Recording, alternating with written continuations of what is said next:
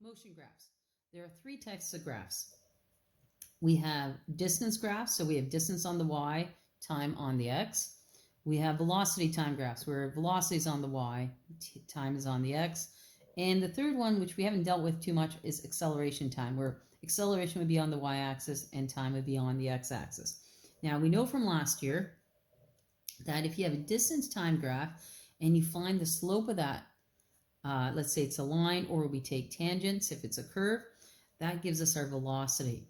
So if you find the slope at different points and plot that, we can create a velocity time graph. So if you have a distance time graph, find the slope, it gives us the velocity, and we can create this velocity time graph. Now, the cool thing is if you have a velocity time graph and we find the slope of that, well, the change in velocity divided by time, okay, gives us our acceleration. So if we do that at different points, find the slope, those are all the accelerations, we plot it, we can actually produce an acceleration time graph. Now, if we do this backwards, if you found the area under the line of an acceleration time graph, that's equal to the velocity. So you can actually create a velocity time graph given this using the areas. If you have a velocity time graph and you find the area of that, well, that gives us our displacement and we can create our distance time graph. So it's kind of a neat little chart. So the slope of this gives me the velocity, slope of this gives me the acceleration. The area of this gives me the velocity, the area of this gives me the displacement. Acceleration is defined as the rate of change of velocity. Now, there's two ways we can change our velocity. One is by just changing the scalar part, the number. So you could be riding your bike at 5 meters per second and speed up to 10 meters per second. So your velocity has changed over a period of time, and that's acceleration. There is another way to change your velocity, and that's to change the direction, because a velocity has magnitude and direction. So if you're riding your bike at, say, 10 meters per second north, and all of a sudden you started turning, and now you're going 10 meters per second east instead. So that's also considered an acceleration if you change the direction. So constant acceleration on a velocity time graph appears as a sloping straight line. The slope may be positive, negative, or zero, making the acceleration positive, negative, or zero. So that means is if we take the slope of a velocity time graph and our slope is positive, that means we have a positive acceleration. If you take the slope and the slope is negative, that means your acceleration is negative, which means one of two things. You're slowing down or you've turned around, you're going the other way. If you take the slope and the slope is zero, well, your acceleration will be zero as well. So depending on what your slope is doing, your acceleration is going to do the exact same thing. The basic types of velocity time graphs. So you're looking at this and that says dt. This is a distance time. What we need to be able to do is look at a distance time graph and produce a velocity time graph. And it tells us a lot. So when I look at this one, I know that the slope of a distance time graph gives me my velocity. This is a positive horizontal line. The slope of this line is zero because I'm not going up and I'm not going down. So that means in my velocity time graph, my velocity should be zero. It should just be a constant horizontal line that's zero. If my slope was below the x-axis, so it's down here where it's negative, well, that's still a slope of zero, and my velocity time graph should just look like a horizontal line. So I'm just going to highlight it here. So if you're given a horizontal line in a distance time graph, and I ask you make a velocity time graph, you're still going to get just a horizontal line. Let's try another one. So this time we're sloping up. So this is a positive slope because as time moves on, my distance is increasing. It doesn't matter that I start down here. So if I were to draw a velocity time graph, I'm expecting it to be positive because this is a positive slope. So in my velocity time graph now, it says uniform positive velocity. So I have a horizontal line because my velocity is constant, it's uniform, it's not changing. I can tell because it's a straight line, and it's positive. So in the next graph, I have a distance time graph again, and my slope is negative this time. So that means the corresponding velocity time graph should also have a negative slope. So when I uncover it here, it says uniform negative velocity. So if your slope is negative, that means your velocity is also going to be negative. All right, the next ones are kind of fun. So this time, it's not a straight line. It's a curve, which means I have acceleration. Whenever you have a curve, it means acceleration. So if you were asked to create a velocity time graph, you need to pick some points. So what I'm going to do is find a different color. I'm going to pick a point, let's say here, here, and here. If I wanted to find the slope at that point, if I wanted to find the slope at that point, what I'm going to do is draw a tangent right at that point. So just take my ruler, draw a tangent, and I'm going to look at that line. Well, that's a negative slope. So that means the velocity at this point is negative. So if I were to sketch out quickly a velocity time graph, so velocity time, let's say that's one second in, it's going to be negative. It's going to be down here someplace. All right, pick another point. I pick this point. So now I'm going to draw my tangent in again. And what I notice is right here, I have a slope of 0. So if that's, let's say it's 3 seconds in, my slope's got to be 0. So I'm going to put it 0 right there. My last point, if I draw my tangent, because my tangent always gives me my speed right at that point, it's a positive, so that's over here someplace. I'm going to end up a positive. So if I connected my points, I end up with a straight line sloping up. So this curve here, if I were to ask you to draw the corresponding velocity time graph, would be just a straight line going up, starting negative and then ending in the positive region. The last one is similar to this one. Okay, it's a different curve. It's going down this time. So I'm going to do the same thing. I'm going to pick 3 points. So I'm going to pick, I'm just going to move this over. I'm going to pick 1 point here, 1 point here, 1 point here. I want to create the corresponding velocity time graph. I'm going to find the tangents at all those points. So if I start with the first one, well, the first one actually is a positive slope. So that means I'm starting up here where it's positive. The next one is a 0 slope. So that means at this point down here, I must be 0. The last one, when I draw my tangent is a negative slope. So at this point here, my line is negative. So my speed is actually decreasing with time. So if you're given a curve, just pick random little points, find the slopes of those points, and plot them. I'll show you the actual note.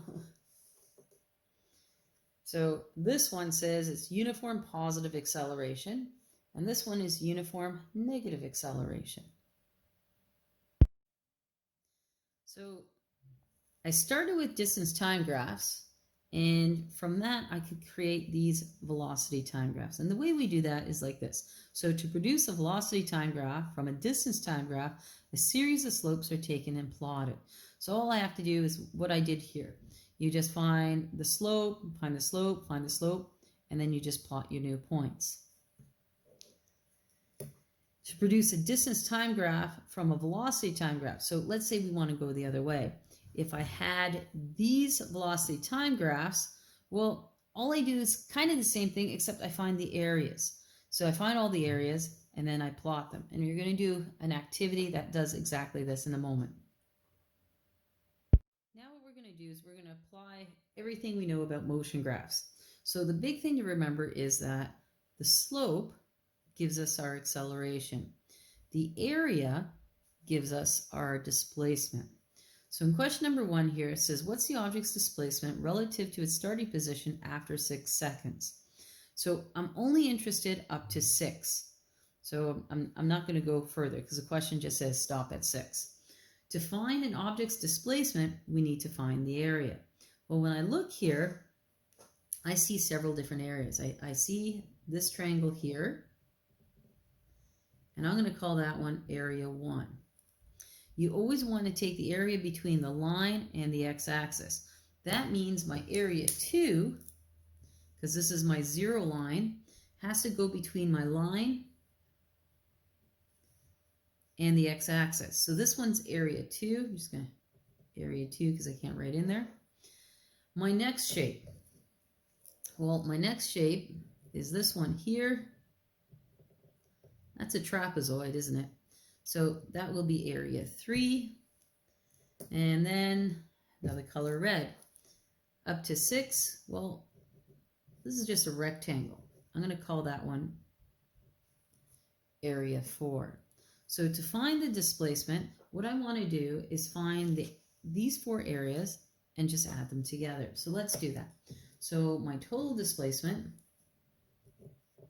is going to be area 1, which is green, plus area 2, plus area 3. You do not have to do this in color. Plus area 4. All right. Area 1 is a triangle, and I know the formula for area of a triangle is base times height divided by 2. The next one's also a triangle, so it'll also be base times height divided by 2. Trapezoid. Trapezoid is one you might not remember. So trapezoid, we look at the parallel sides. That one's A, that one's B. So our formula is A plus B times the height divided by 2. And then my last one is a rectangle, which is just simply length times width. So now all I have to do is plug in my numbers. So the base of this triangle is 1.5 times the height, which is 30, divided by 2. And that's going to give me 22.5. All right, let's keep going. The next triangle, the base is 0.5. The height I dropped, so it's actually negative. So it's negative 10 divided by 2. So that gives me minus 2.5. It's minus because I'm going below the x-axis, so that's minus. The next one, the trapezoid. My A is this little side here, so that's 10. And actually, we're going down, so it's minus 10 plus minus 20 times the height. The height would be from here to here, which is 2, divided by 2. That gives me negative 30. And the last one, length times width. Well, I'm going down, which is negative 20. And I'm multiplying by the width, which is 2. And that gives me minus 40. So if I want my total displacement, the negatives just indicate direction. So they're very important. If I was just doing distance, I wouldn't care about the direction. They could all be pluses. But negative just means I've turned around to go the other way.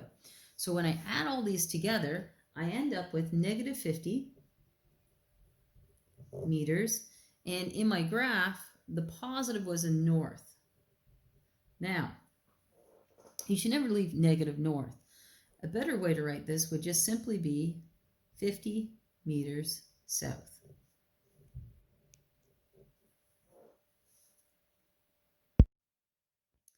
Question number 2 says, determine the object's average velocity.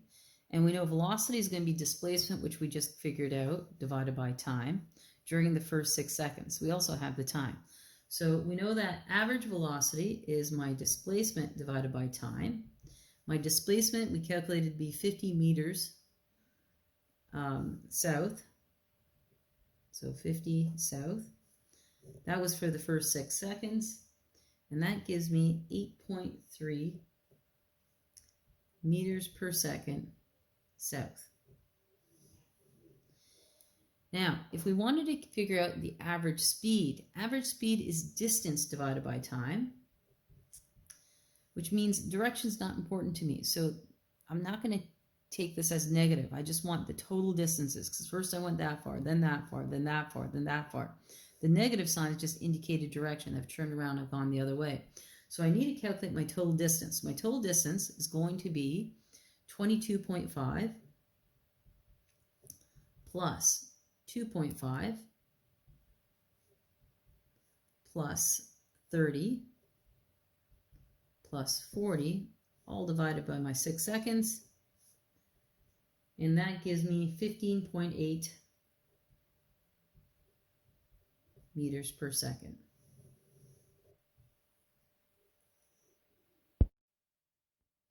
Question number 3 says, compare the object's acceleration during the first 2 seconds with its acceleration between 6 and 10 seconds. So acceleration between 0 and 2 seconds. Well, what I have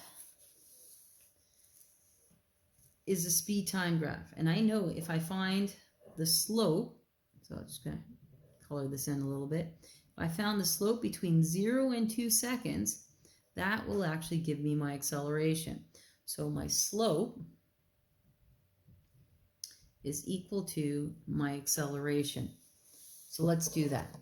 When I look at the graph, might as well do it while I'm here, I'm going down, well, to go from 30 to 0 is dropping by 30, but then I dropped another 10. So my rise is actually negative 40, and my run is 2.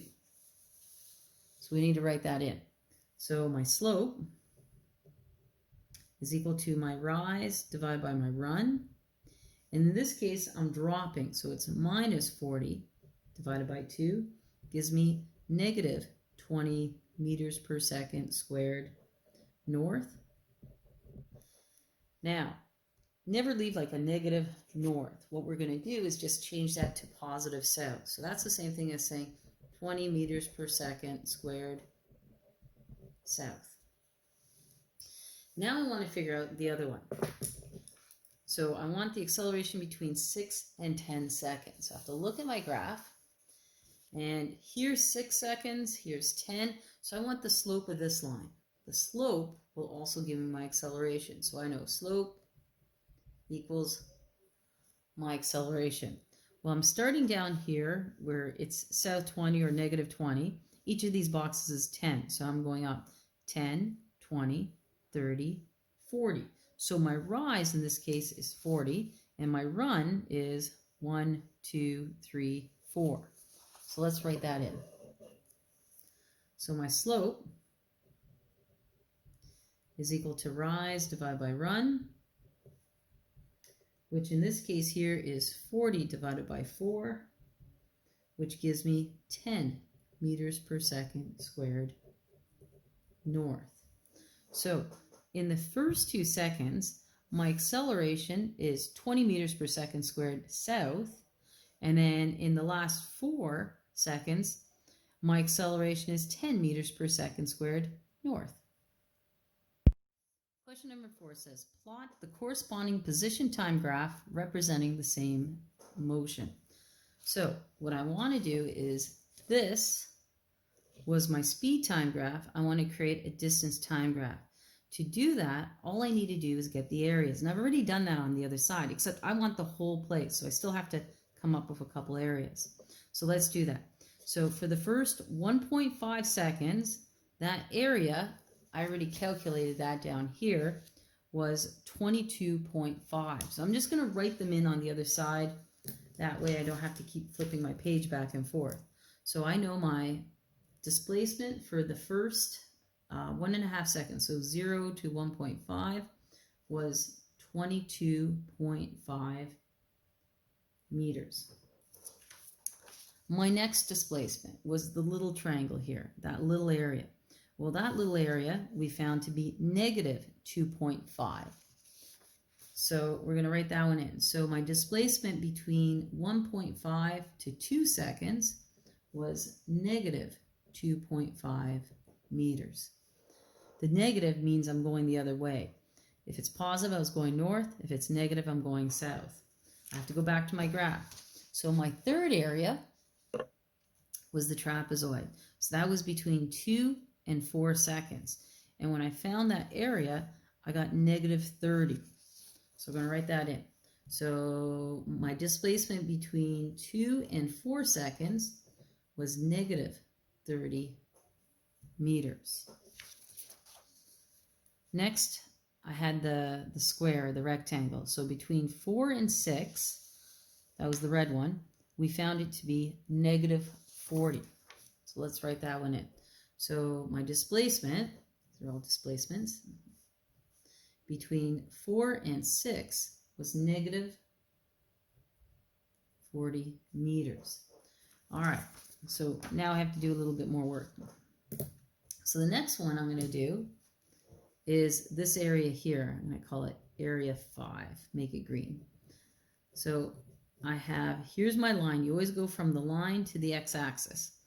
Well, it's a triangle, so it's base times height divided by 2. The height is down 20, and my base is between 6 and 8, so 2.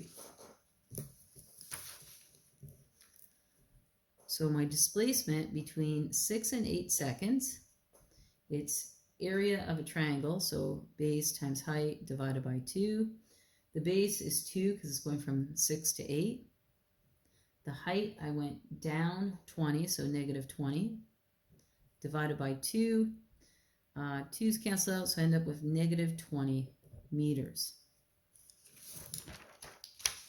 I have one last area. I'm going to make this one pink. So this area here, I'm going to call it area 6. Area 6. Well, this one is between 8 and 10 seconds. So my base is 2, and my height looks like it's 20. So my displacement between 8 and 10 seconds is a triangle, so base times height divided by 2. My base was 2. My height was positive 20 divided by 2, which gives me 20 meters. Now that I have all my displacements for my corresponding times, I can start plotting my points. So, starting at 0, we'll just put a plot at 0. So in the first 1.5 seconds, I went up to 22.5 meters. So 1.5, I went all the way up to 22.5. So I'm going to plot a point about there. In the next half a second, so between 1.5 and 2, so between here and here, I dropped. So negative means you went down, okay? 2.5. So by the time I get to the 2-second mark, I've dropped 2.5. I'm going to put another point down. Between 2 and 4 seconds. So I'm starting at 2 and I'm ending at 4 seconds. So by the time I get to here, I've dropped 30 more. So by the time I get to 4 seconds, so that's 10, 20, 30. I've dropped to here. Let's look at the next one. So between 4 and 6 seconds. So I'm at 4. By the time I get to 6 seconds, I want to drop a negative 40. I want to drop another 40.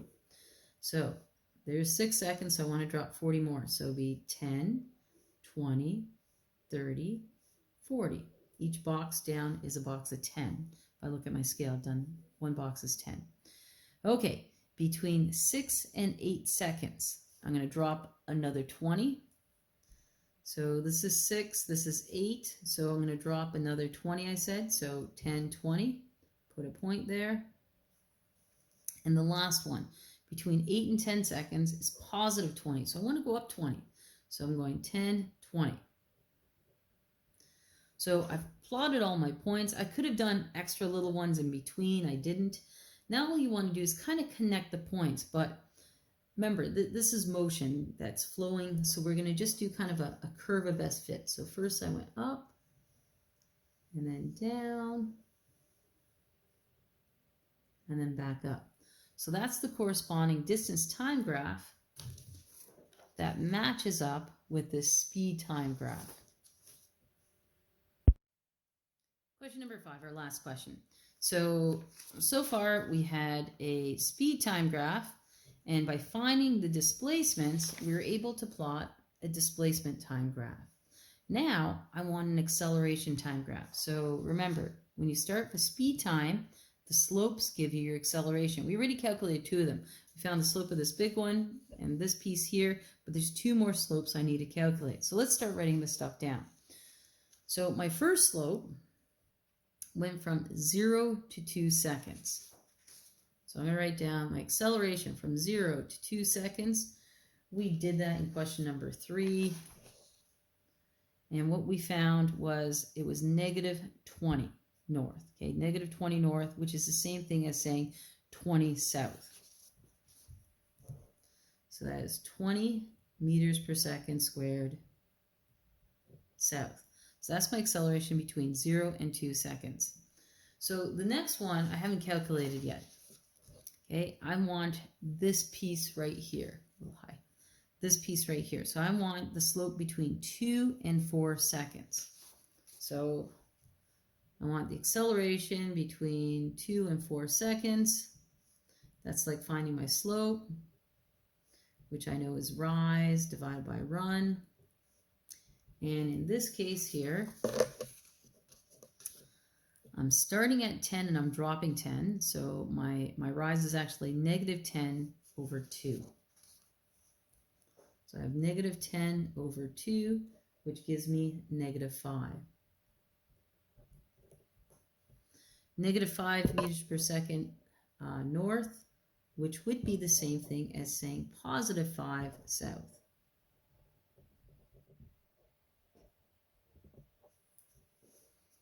Our next slope is this flat horizontal line here. Well, that one's easy. Whenever you have a horizontal line, the slope is 0. And that was between 4 and 6 seconds. So my acceleration between 4 and 6 seconds is actually equal to 0. Our last one we calculated already. So that's this big long one. So between 6 and 10 seconds, we found that slope way down in question number 3 to be 10 meters per second squared north. So I'm going to write that one in. So my acceleration between 6 and 10 was 10 meters per second squared north. Okay, I have all my accelerations. I have my corresponding times. Now I just need to plot them. So the very first one was 20 meters per second squared south, and that was between 0 and 2 seconds. So between 0 and 2 seconds, I want to be at this minus 20 or 20 south. And it's constant acceleration. My acceleration is not changing between that time frame, so it's just going to be a horizontal line.